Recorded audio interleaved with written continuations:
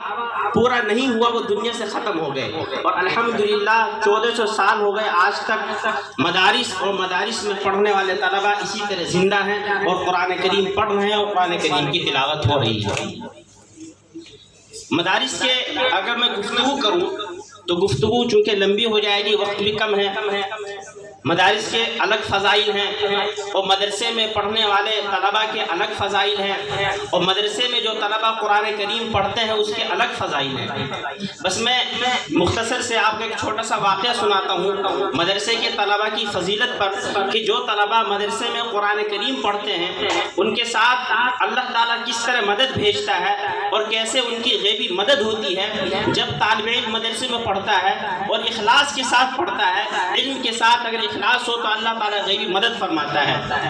ایک بہت بڑے عالم گزرے ہیں شیخ علی طنطاوی رحمۃ اللہ علیہ،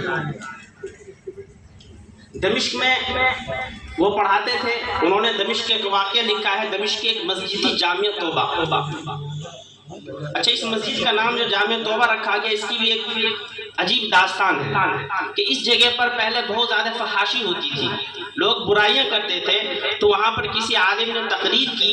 اس تقریر کے نتیجے میں وہاں کے جو لوگ تھے وہ بڑے متاثر ہوئے اور سب کے سب جو ہے سب نے توبہ کر لی۔ تو وہاں پر یہ مسجد قائم کی گئی جامع توبہ۔ تو اس مسجد کے اندر ایک طالب علم پڑھا کرتا تھا، بہت زیادہ غریب تھا اور عزت نفس میں بہت زیادہ مشہور تھا۔ ہوا یوں کہ کئی دن سے بھوکا تھا، بھوک کی شدت بڑھی، بڑا پریشان تھا۔ استاد کے درس میں حاضر ہوتا، سبق پڑھنے کے لیے بیٹھتا تو بھوک کی شدت کی وجہ سے اس کے کچھ بھی سمجھ میں نہیں آتا تھا۔ ظاہر ہے بھوک ایسی چیز ہے جب آدمی کو بھوک لگے تو اس کا دماغ کام نہیں کرتا، یہاں تک کہ وہ اضطراری کیفیت میں پہنچ گیا۔ اضطراری کیفیت کہتے ہیں کہ جب آدمی بالکل مجبور ہو جائے اور جان نکلنے کے قریب ہو اس کو اضطراری کیفیت کہتے ہیں۔ اضطراری کیفیت میں یاد رکھیں کہ چوری کرنا جائز ہوتا ہے۔ اب اس طالب علم نے سوچا کہ میں اضطراری کیفیت میں پہنچ چکا ہوں، جان نکلنے کو ہے، اب میں کیا کروں؟ مجبوراً اس نے یہ سوچا کہ اب مجھے چوری کرنی چاہیے کھانے۔ بہرحال اس نے اپنی کتاب بند کی، اب وہ چوری کرنے کے لیے مدرسے سے باہر نکل گیا۔ اچھا، پہلے زمانے میں جو گھر ہوا کرتے تھے وہ پرانے طرز کے بنے ہوتے تھے، ایک گھر سے دوسرا گھر ملا ہوا رہتا تھا۔ وہ طالب علم مسجد کی چھت پر چڑھا، مسجد کی چھت پر چڑھ کر پھر دوسری چھت پر گیا، وہاں جا کر دیکھا تو کچھ خواتین بیٹھی ہوئی ہیں، اس نے اپنا منہ چھپا کر وہاں سے چپکے سے نکل گیا۔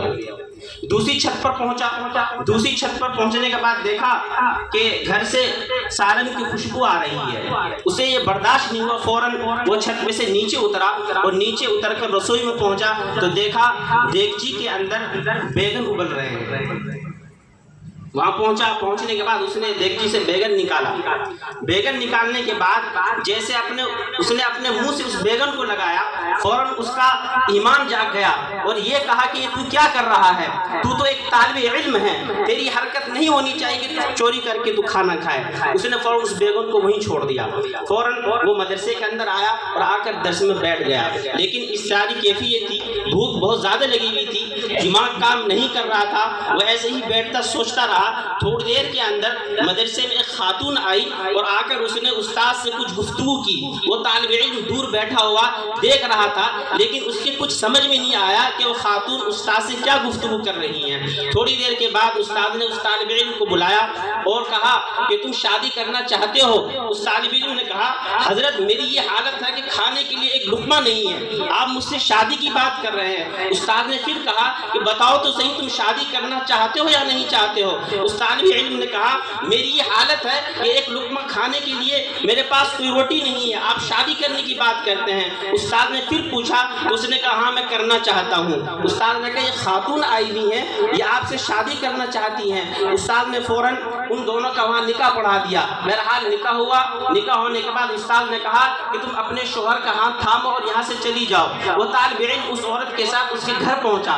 گھر پہنچنے کے بعد جب اس نے اپنا پردہ ہٹایا تو وہ طالب علم اس عورت کے حسن و جمال کو دیکھ کر مبہوت ہو گیا۔ وہ اتنی خوبصورت اور اتنی حسین و جمیل عورت تھی جو اپنے بھوک کو بھول گیا۔ پھر اس عورت نے کہا آپ کو اگر بھوک لگی ہو تو میں آپ کے لیے کھانا لاتی ہوں۔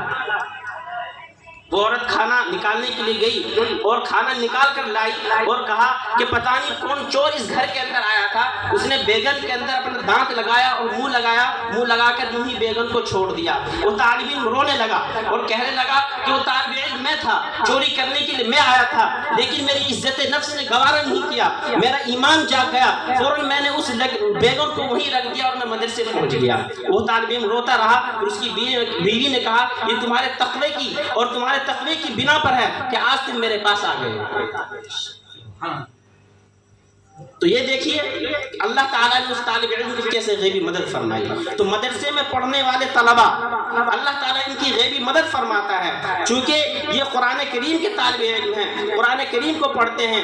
یاد رکھیں قرآن کریم بہت بڑا معجزہ ہے، جو آدمی اس کے ساتھ جڑ جائے وہ بھی معجزہ بن جاتا ہے، اور جو قرآن کریم کو سنے وہ بھی ایک معجزہ ہے۔ قرآن کریم کا پڑھنا اور قرآن کریم کو سمجھنا اور اس کا سننا یہ بہت بڑا معجزہ ہے۔ جو چیز قرآن کریم سے ساتھ جڑ جائے یا جس چیز کا تعلق قرآن کریم سے ہو جائے وہ ساری کی ساری چیزیں معجزہ ہو جاتی ہیں۔ قرآن کریم کے پڑھنے پر بڑے فضائل وارد ہوئے ہیں۔ حدیث شریف کے اندر آتا ہے کہ ایک صحابی قرآن کریم کی تلاوت کر رہے تھے، ساتھ ان کا بچہ برابر میں لیٹا ہوا تھا۔ جب وہ صحابی قرآن کریم پڑھتے تو وہاں پر ایک جانور بھی بندھا ہوا تھا، گھوڑا۔ قرآن کریم پڑھتے تو قرآن کریم کی آواز کی وجہ سے وہ گھوڑا بھٹک جاتا تھا، پھر وہ اپنی آواز کو آہستہ کر لیتے اس ڈر سے کہ کہیں میرا بچہ نہ اٹھ جائے۔ یہی سلسلہ چلتا رہا یہاں تک کہ صبح ہو گئی۔ تو صبح میں اس صحابی نے آسمان کی طرف دیکھا کہ کچھ نور سا آسمان کی طرف جا رہا ہے۔ ان کو بڑا تعجب ہوا، بڑی حیرانی ہوئی۔ بہرحال صحابہ کے مزاج تھا کہ جب بھی ان کے ساتھ کوئی واقعہ پیش آتا تو فوراً آپ صلی اللہ علیہ وسلم کے دربار میں پہنچ کر اس کو بتاتے۔ صحابی آپ صلی اللہ علیہ وسلم کے پاس پہنچے اور جا کر کہا کہ یا رسول اللہ، میں نے صبح میں ایک عجیب سی چیز دیکھی ہے کہ